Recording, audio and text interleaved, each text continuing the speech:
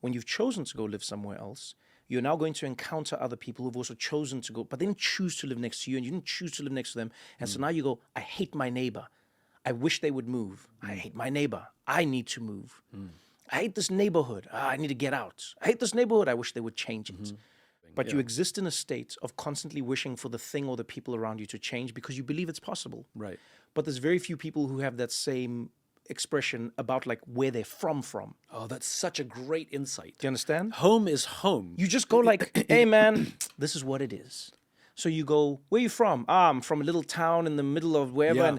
And I go like, you go like, oh yeah, Jimbo. Yeah, man, Jimbo's like this and he's like that. And actually, oh, Mary, I don't like Mary because she's always saying these things to my You mom. don't wish for them to move, and you don't wish. You don't hear people. People say that. I wish Mary would move.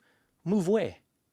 Move where? This is such a great insight, Like move where? which is the blessing and curse of basically what an urban center is. Yeah, because- which is there's too much choice. Yes, and the main thing is you have been told there is a choice of community. And I Yeah. think what it does is it fundamentally undermines our belief or our ability to understand that you can coexist with people you don't agree with. Right. Because now you cannot exist with them. Right. Right. So I say this to my friends all the time, and I think you know this about me away from mics and cameras. I encourage friends to bring up the things that they don't agree about Yeah. because your friends you trust, your friends you love, your friends are a community that you know want the best for you. Yeah. So I think it's important to have discussions where you don't agree because then you can always fall back on the things that you do agree on. Yeah. Right? You can have what I call like healthy fights. And so I'm still friends with my friends who are pro-Israel.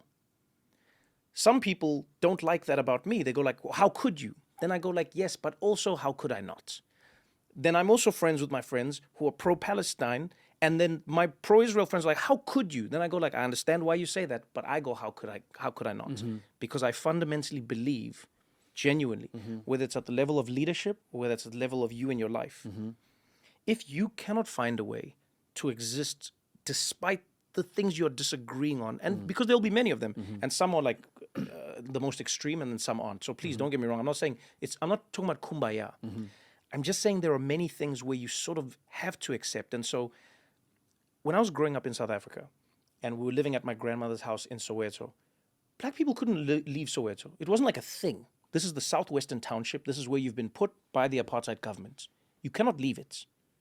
So what do? You live.